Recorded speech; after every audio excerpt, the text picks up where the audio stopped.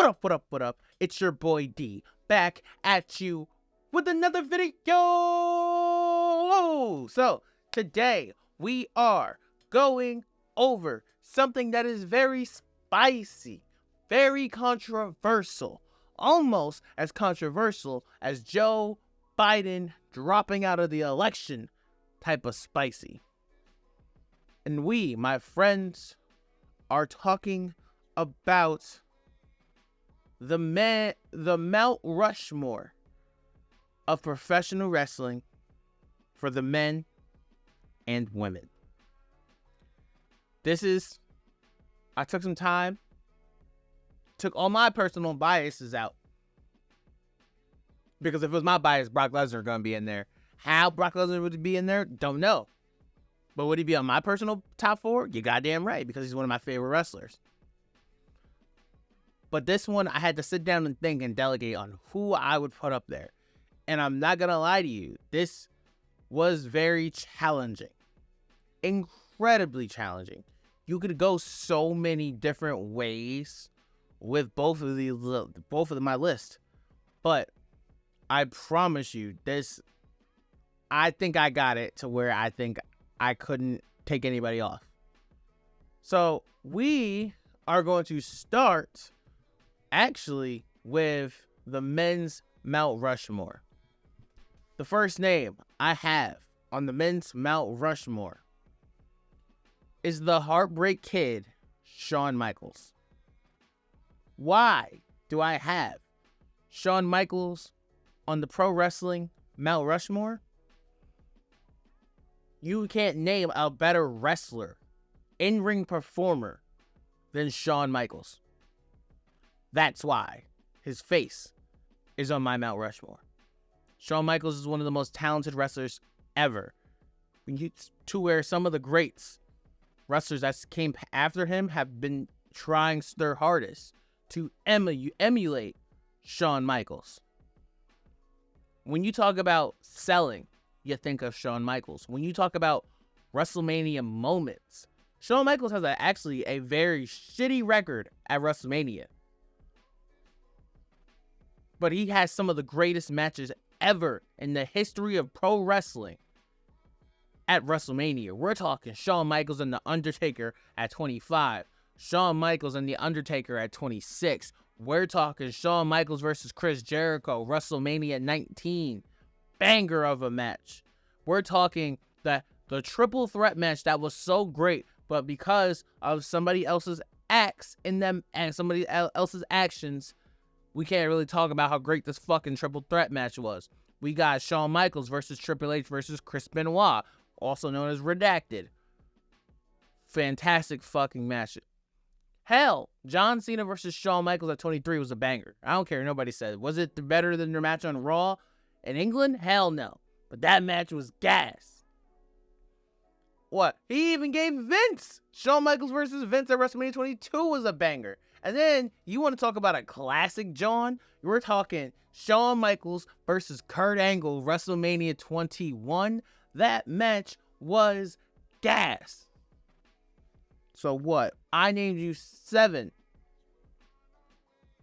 God tier matches at WrestleMania. Who's better? You can't name me, and you cannot name me better in-ring performers than Shawn Michaels. I'm gonna look at you as an idiot. Don't fucking tell me Will Ospreay. I'm not listening. One of the very few people who you could say that I would argue with you, and I'd be like, you know what? I respect it.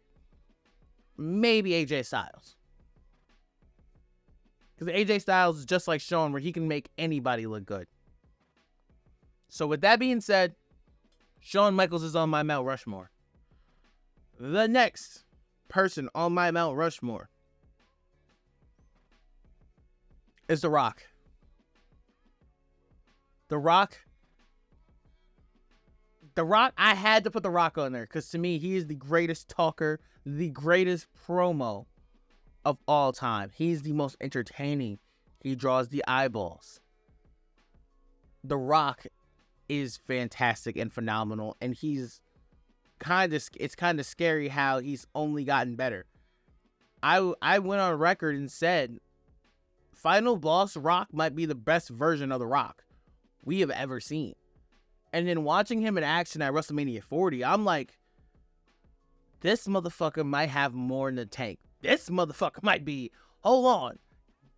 Like, The Rock was doing so well selling his character. He was doing so well with his in shape in the ring. He looked better at WrestleMania 40, way better than he did at WrestleMania 28 and 29.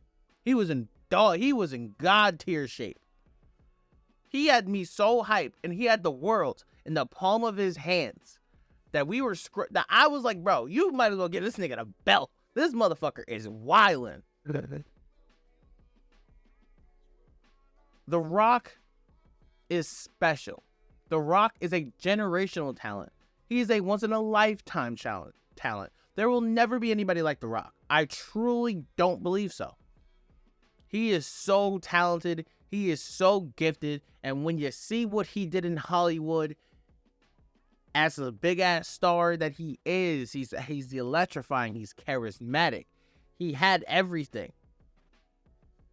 I feel like it's... The Rock and HBK were the tough ones because I feel like you can move them around. There's only one name on this list here that I think it's impossible to move out of the Mount Rushmore spot. There's only one person out of my four that I think is set in stone, and it isn't The Rock. But The Rock, in my opinion, is on the Mount Rushmore of WWE 100%. All right, the next person on my list is Stone Cold Steve Austin. Come on, bro. I'm sorry. No way in hell you got a Mount Rushmore and you don't put Stone Cold on your Mount Rushmore. And people may be asking me why I'm saying that. Stone Cold is the biggest star ever to walk in WWE. You can shout out, Hogan is right there. I'm right with you on that. Hogan was a tough one. But I think match quality is where Hogan really suffers out of like the four that I named. His match quality is just... And honestly, if we were counting NWO Hogan, that makes it a lot more challenging. But like his match quality was never really like... You never looked at a Hulk Hogan match and said that shit was a banger. But Hulk Hogan was the man of moments, right? You look at Stone Cold Steve fucking Austin. We're not watching WWE television in 2024 if it wasn't for Austin 316. We would be watching Monday Night Nitro right now. If that shit could even have made it that far. We would be watching WCW right now if it wasn't because of Stone Cold Steve Austin and his rise to fame. Stone Cold Steve Austin was a phenomenon. You look at all the other names of people, you look at The Rock, John Cena, right? They're now actors. They're now big-ass movie stars doing very big projects, making millions and millions amounts of money. You look at Stone Cold, people know Stone Cold for what he did in the wrestling ring. Motherfuckers don't know Stone Cold because he did The Condemned. When you think about kicking your boss in the balls and stunning his ass, and when most people think about drinking a beer, we think of it as Stone Cold Steve Austin. He was in the perfect era. His character was in the perfect era because he got to just be him and talk his shit and drink his beer and kick people in the fucking stomach and stun their ass. It was that perfect 90s era where it was just ruthless and like fuck everything. And Stone Cold was like the face of that era. There was nobody can give me a Mount Rushmore list. Nobody can give me a Mount Rushmore list. And you don't have Stone Cold Steve Austin on your list. Get the fuck out of here. Austin is the biggest star to ever walk and step foot in WWE.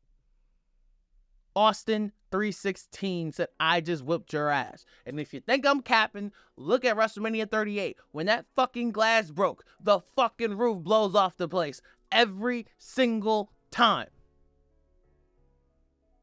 Austin is one of them ones. And my last spot is my most controversial Mount Rushmore spot. My most controversial. And maybe a little bit has to do with me thinking of what may happen in the future. Just a little bit. But when I thought about it full and through, I was like, nah, I can't not put him there. My last Mount Rushmore spot goes to John Cena. There's going to be some old white man like, are you fucking kidding me? You fucking picked John Cena to be on fucking Mount Rushmore, not Ric Flair, baby. Woo! Trust me, I love Ric Flair. I'm having a hard time keeping these alligators down. I love Ric Flair. Love Ric Flair. John Cena, to me, did the impossible. John Cena, Stone Cold was the reason we watched WWE today. John Cena was the glue that held it all together when it started to become less cool to be a WWE fan. You want to talk about evolve? John Cena started out, everybody loved him when he was the rapper. He was funny as fuck. When he won the title against JBL, he was so young. People didn't know if he could make it. People were wondering why people think he's the guy.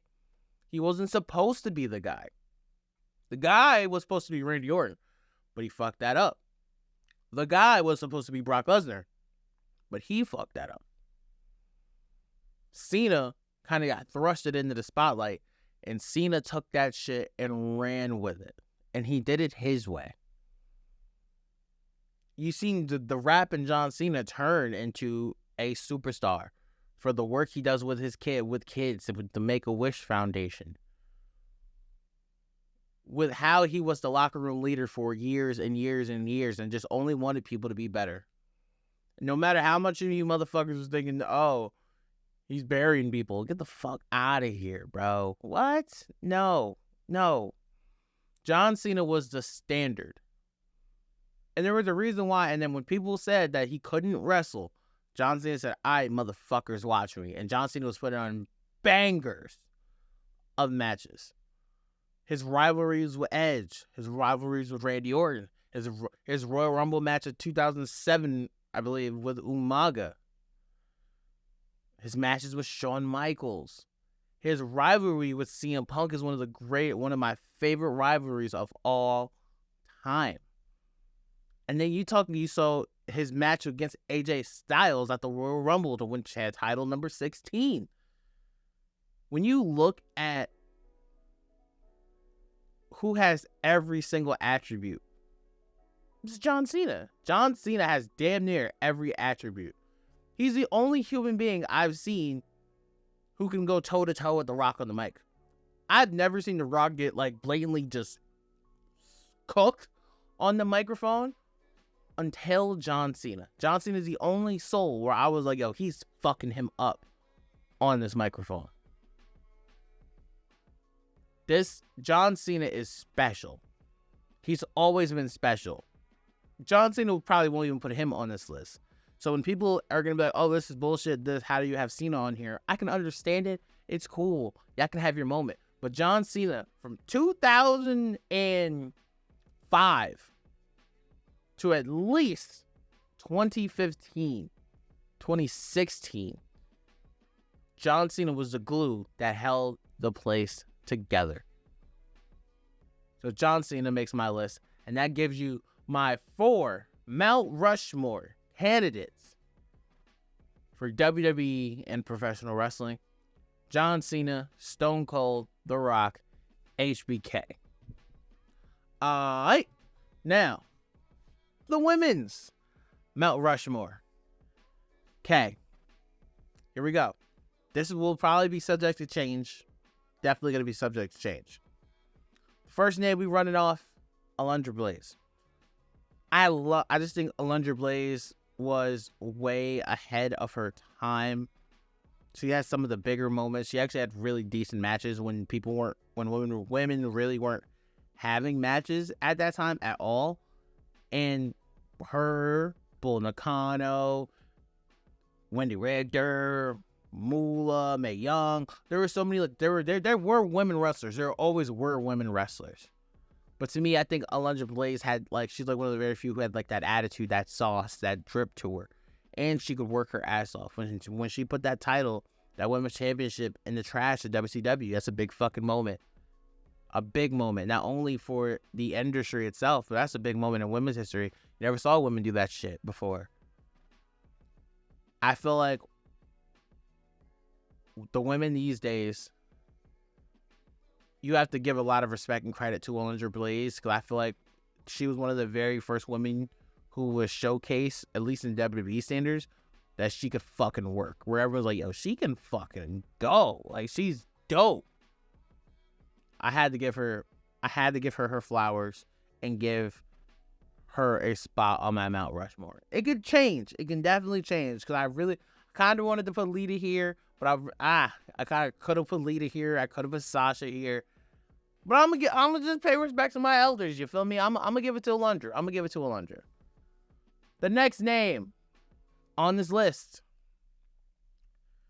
is Trish Stratus. Fuck out of here. If you think Trish Stratus is not on the women's Mount Rushmore, fuck out of here. Fuck out of here. Stop playing.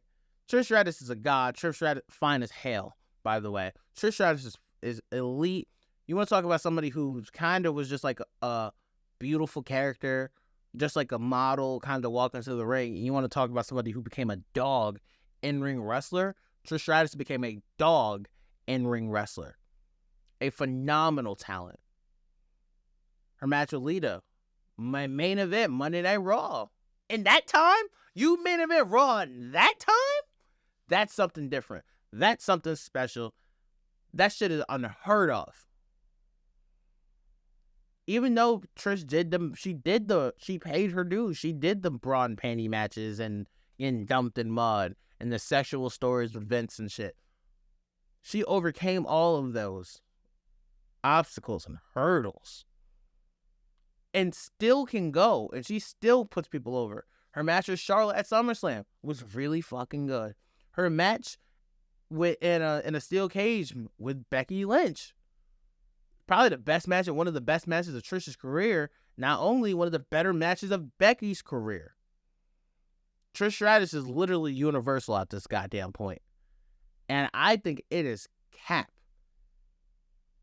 I'm calling all cap if you don't have Trish Stratus in your Mount Rushmore.